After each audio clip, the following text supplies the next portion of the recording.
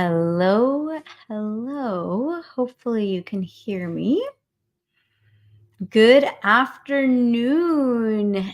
Welcome. Welcome to our fourth in the series of five of starting strong, 5 things you need to know before you begin a meditation practice. And so, yes, today is the fourth installment. And I hope this is working and everybody can hear me. Um, I believe it's all good. So, yes, it should be. Excellent. All right. So, just to recap. So, in the first session, we talked about, well, first of all, I'm Dr. Disha Mukherjee Phillip. If this is the first time you're meeting me or joining me, I'm a cardiologist who loves to deal with all matters of the heart. And I'm also a Chopra Center certified and Awaken Academy certified meditation teacher, holistic life coach for female physicians, and heart math practitioner. And I absolutely love guiding female physicians and others who are navigating either burnout, life transitions like moves or divorce, or even grief. Help them on their journey back to their authentic self, their authentic peace and joy. And I do this through one of my signature programs, which is called the Path to Meditation Mastery. But I also do lots of one-on-one VIP holistic life coaching, depending on what you need. So anyhow, and I also run the Meditation for Female Physician group. So hopefully you're watching this there. So welcome to all of those on Instagram, on Facebook Live, and YouTube. Yes, I have a YouTube channel as well. So going back, session 1, we talked about our why. So before we embark on any kind of journey of learning anything, right? Whether it's learning a new sport, a new instrument, a new skill, right? We always want to know, like, why are we doing it, right? So in that first session, we talked about our why and what is our intention. Maybe it's to find more peace. Maybe it's to cultivate more joy. Maybe you just feel like you've become, like you've been running on the hamster wheel for so long, you just no longer know who you are. Like you don't even recognize yourself anymore. Or maybe you're just not being who you want to be with the people that you really love. Or, you used to love medicine and taking care of patients, and now it's just like even hard to find that. And yet there's like an inkling inside of you. I know there's more to this, right? I know there's something that I'm missing. And you really want to find that out. Okay. So, session 1 was that. What is your why? Why do you even want to start meditating? Number 2, session 2, we covered the very important concept of understanding your inner relationship.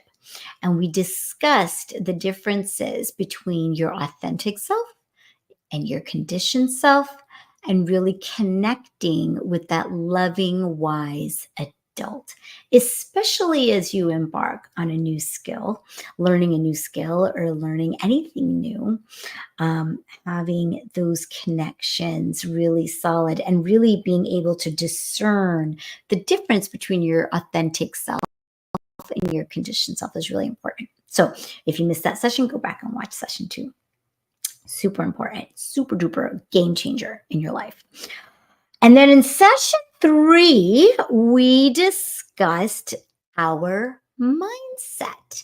And we discussed some of Carol Dweck's work about the fixed mindset versus the growth mindset, and how important it is really with anything that you're starting, but especially when you're starting meditation on a spiritual practice journey, right? How important it is to have a growth mindset, which is the belief that one's abilities and intelligence can be developed through dedication, hard work, and guidance. And it's not that it's like, oh, either you have it or you don't. Either you're a meditator or you're not, or like either you're just an amazing athlete or you're not. It's not about that, right? All the professional athletes out there, if you just say, oh, he's got so much talent, they'll be like, are you kidding me? They actually get offended because they're like, I put hours and hours and hours and hours and hours and hours and years of training in to get to the level that I'm at, right? It was maybe, that saying goes, right? 2% inspiration and 98% perspiration, right?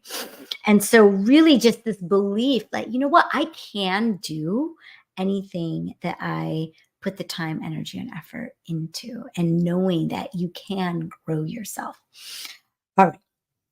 So that was lesson 3. And then today, in lesson 4, we are going to discuss the importance of the gap versus the gain, and also finding the magic in the tiny moments.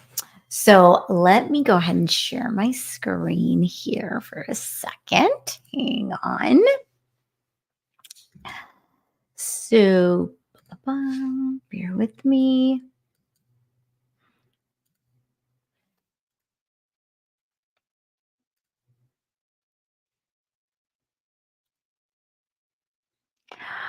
Okay. So awesome. Hang on a second here. We are actually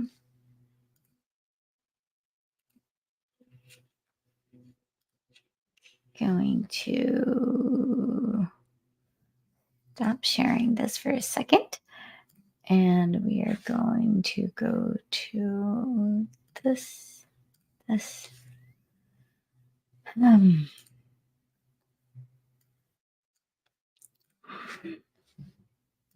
so navigating all these screens is always a journey in and of itself.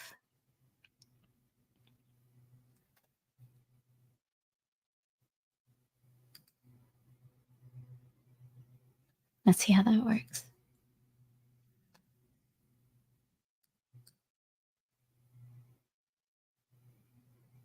All right. So the gap versus the gain and the magic of tiny moments. Perfect. So let's keep going here.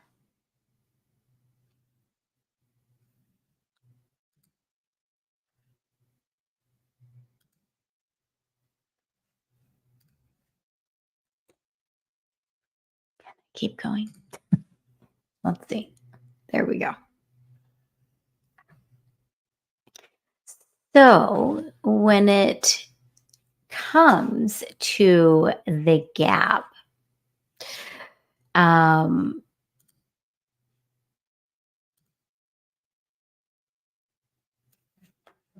mm, I'm so sorry. Hang on a second here.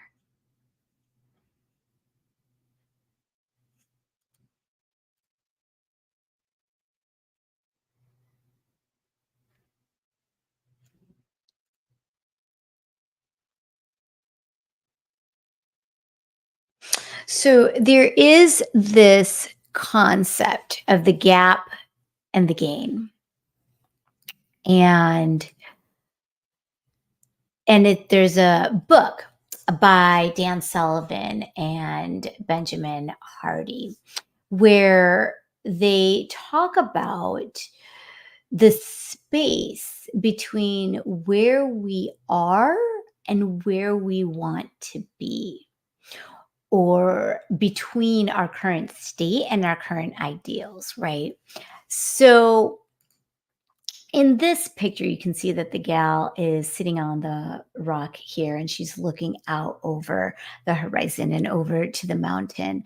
And, maybe she wants to be all the way over there, who knows how far away that is, right? To the top of this mountain here, right? So from here to there, there's a huge gap. And so whenever we are, embarking on a journey, right? Or whenever we're thinking about this, we're thinking about, okay, where am I right here? Where am I? I'm here, but I want to be all the way over there, right? I want all the fruits of what an amazing meditation and spiritual practice give me, right? But many of us, especially if we're in a fixed mindset or if we're stuck in our conditioned self, right? We'll sit there and we'll just constantly focus on the gap. Like, I want to be over there, but I'm stuck over here. And look at all this, where, how far I have to go. Right. And so, and so the gap is the space, right? Like I said, between where we are and where we want to be. And so this can manifest, especially when we're embarking on a spiritual practice or a meditation journey, right? Feelings of inadequacy or frustration.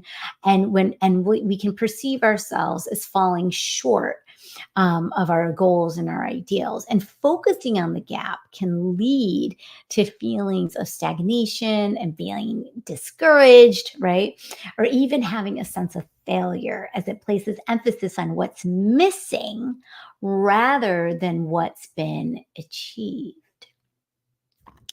And so the gain, on the other hand, represents the distance we've already covered, right? So on your trek up the mountain, you look back and you see, holy cow, I can't believe how far I've come, right? Or you're running a marathon. So there's that analogy as well, right? When you think you're at the starting line, you're like, oh my gosh, I got to run 26.2 miles. Hopefully you've trained for this, right? But it seems so far away. And then you just start, right? One foot in front of the other, one foot in front of the other, right? And next thing you know, you've crossed a mile, you've crossed 5 miles, you've crossed 10 miles, you've crossed 15 miles, you've crossed 20 miles, right? And so when you're focusing on the gain, you look at what you've already covered and you're acknowledging and celebrating your progress and your growth. So, in the context of your spiritual practice, this means recognizing and valuing each step we take towards greater understanding, towards peace, towards enlightenment, right? No matter how tiny it really is. And so, focusing on the gain, we cultivate gratitude and positivity, and we recognize the value of our journey and the progress that we've made. And so, as we do that, right, there's certain things that we need to be focusing on, which is celebrating the small victories, right? So, spiritual growth, right, is often subtle and really gradual. But by acknowledging, celebrating each moment, right, any little tiny aha, right, or maybe that act of kindness that you did that you wouldn't have done before, right? Or is this step towards greater mindfulness, and we shift our focus from what we haven't achieved to the progress that we've made. So even to say never meditated before and you sat for 30 seconds, a win, right? Maybe you sat for 2 minutes, that's a win. Or maybe you didn't even sit, maybe you walked and you just thought about meditating or being in the moment right now, right? And really focusing on maybe your breath and every step. That's a win. So that's super duper important. And then in addition, right, we have cultivating gratitude, right? I love this. I am grateful, right? And so gratitude is such a powerful practice in and of itself, right? By appreciating the gains, we not only enhance our spiritual well being, but we also attract more positivity into our lives. This is the law of attraction, right? What we put out there comes back to us. And so and so this shift in perspective opens our hearts and minds to the abundance of the present moment. And so oftentimes I'll have patients come in and they're just like, look at all these things, all they're focused on the gap, or they're focused on all the awful things that have happened in their life, and they just keep ruminating in it. And I'll be like, all right, let's stop. let's start flooding ourselves with gratitude. What are some of the good things that have happened, right? Or can we even be grateful for the roof over our heads, or for toothpaste, or for toilet paper, right? Anything and everything, right? Just anything at all. So cultivating that gratitude is super duper important. And next, setting realistic expectations, right? Sometimes those of us who are called on the spiritual journey, right, we can have some lofty goals, right? Or ideals, right? While it's good to have goals, it definitely is important. It's also important to ground our spiritual practice in reality, accepting where we are on our journey. And so this acceptance allows us to work steadily towards our goals without falling into the discouragement of the gap. And so the thing is, what might be a realistic expectation, right? What does that mean, right? If you literally are looking at your whole entire day, and I actually have a lot of my students do this, like do a time study. Just look at from 5 a.m. to midnight, what are you doing every single hour?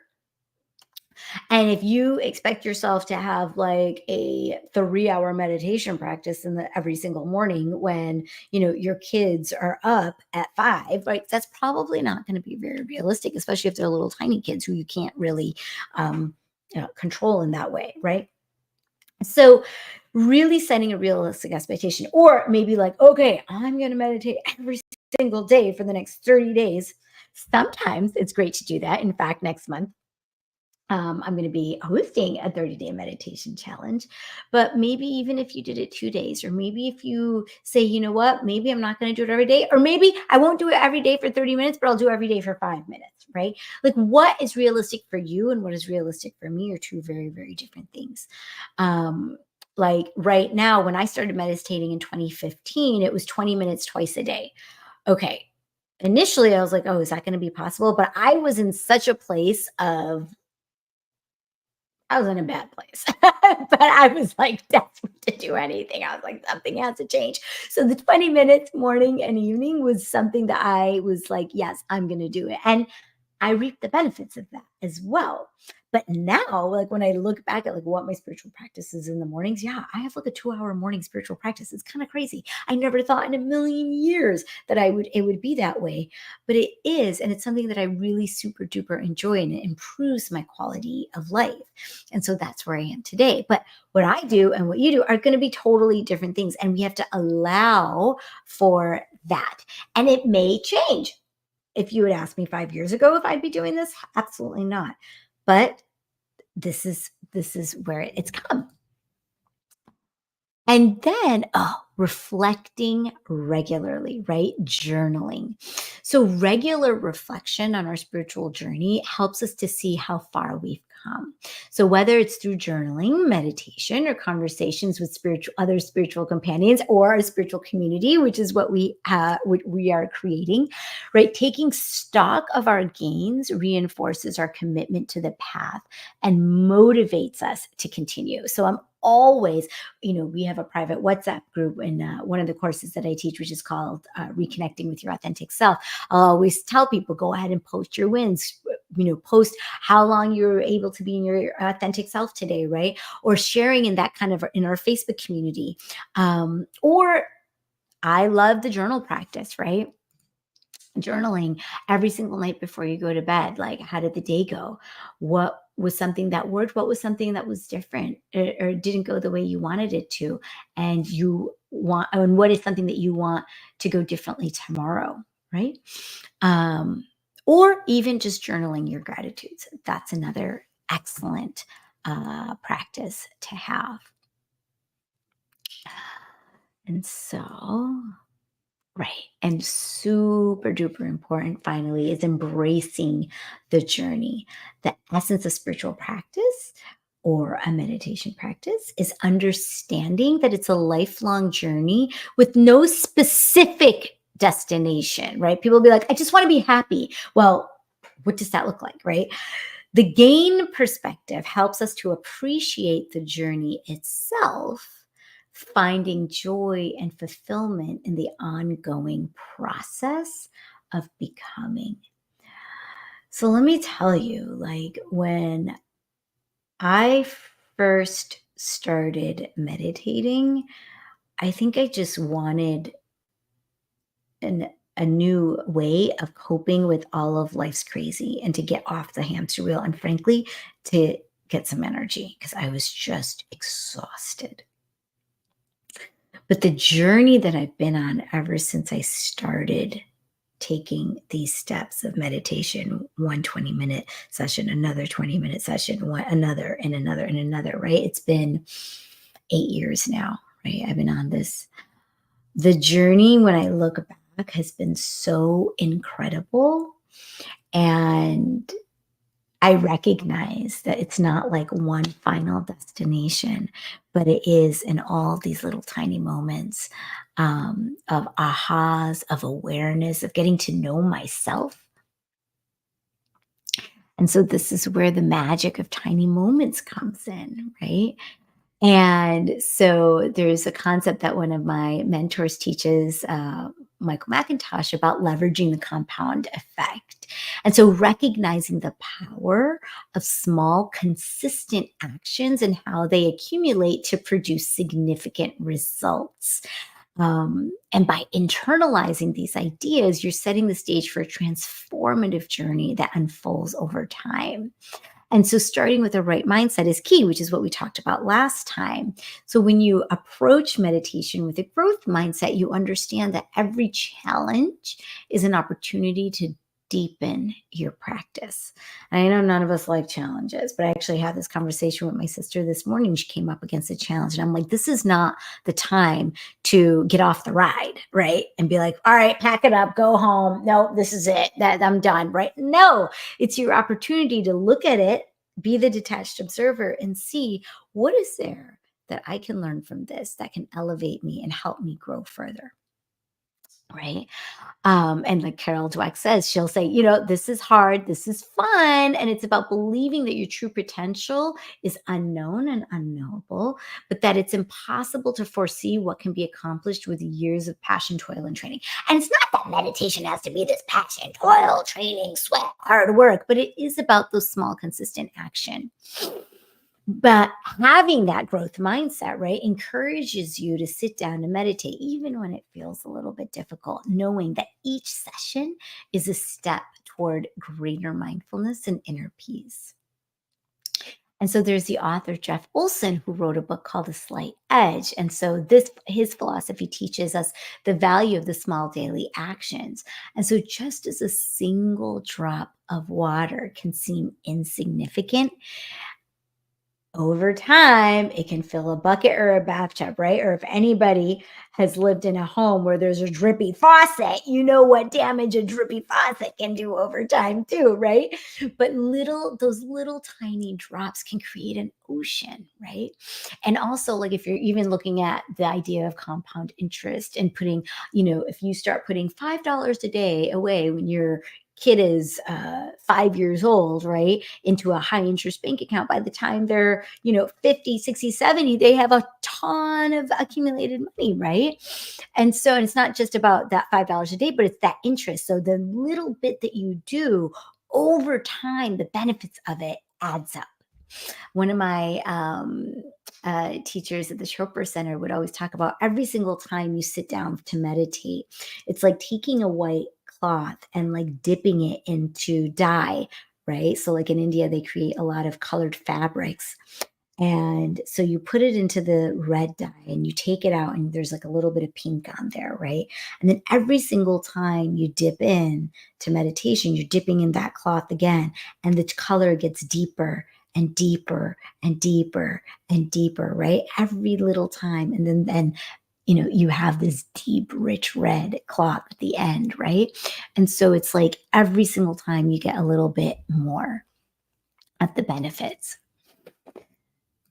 And then I love this tiny moments, right? These little feet are so adorable, right? And these little babies, when they're learning to walk, right? It's just like you walk a couple steps and you fall down and you get back up, and you walk a couple steps and you fall down and you get back up, right? And we continue to encourage the little ones to keep going. And then this, right? I love this graph, right? It's navigating the plateau of latent potential, right? So it's important to recognize that progress in meditation, as in any skill, often follows a plateau of latent potential. You might not see the fruits of your labor immediately, but beneath the surface, your consistent practice is laying the groundwork for significant change. Right. And so when you look at this graph, right, it's like when you start, right, you're way down here and maybe you start, and actually maybe even you go down a little bit even further, because when you first start something new, it can be really, really super duper hard, and you're like, oh, I can't do that, right? And you get all discouraged, but you stick with it because you have a growth mindset and you're going to give it the good college try, and so you make it to a spot, right? But then something happens, and then boom, you fall off the wagon and you stop meditating for like a week or two, and then you're like, oh no, no, no, I got to keep going, right? And then you start again, and then you plateau a little bit, and then you keep going, and then you plateau, and then you don't even see, but it's so important, right, to look at the gain and look down and look at, see where you've been, right? All you used to be here and now you're here, right? And over time, it's success and time, right? And then you look back 10 years or 5 years and you're like, holy cow, I just navigated that argument with my partner in a completely different way than I would have 10 years ago. Wow. Right.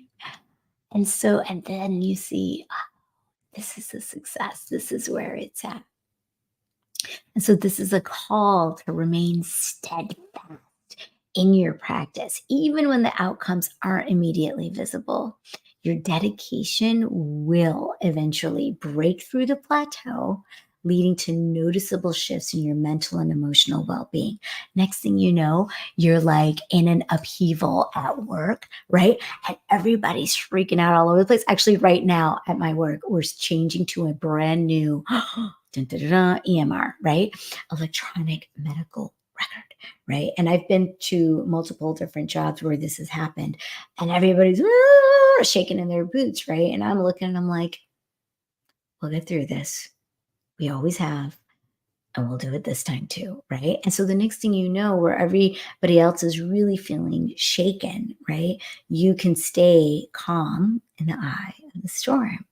And then if you reflect back 20 years ago, wow, you would have maybe navigated this with so much more frustration and anxiety and anger and irritation. Whereas now you're actually taking it in stride and enjoy. So I think that brings us, yes, to the end of today's session. And well, I already told you a little bit about me. I'm going to stop my screen here. And I'm going to thank you for joining me today, whether it was live or if you're watching this on the recording. Go back, reflect. If you haven't seen the first 3 sessions, I sent out an email with the links to those, or you can also look on the my Disha Phillip LLC Facebook group or in the YouTube. On Instagram, I believe this kind of goes away because it's alive, but it's all good. Reach out to me at disha@dishaphillip.com, and I can send you the links to it as well. So I hope you have an awesome day. Keep going, keep celebrating those wins. And thank you so much for being here and being on this journey. Namaste.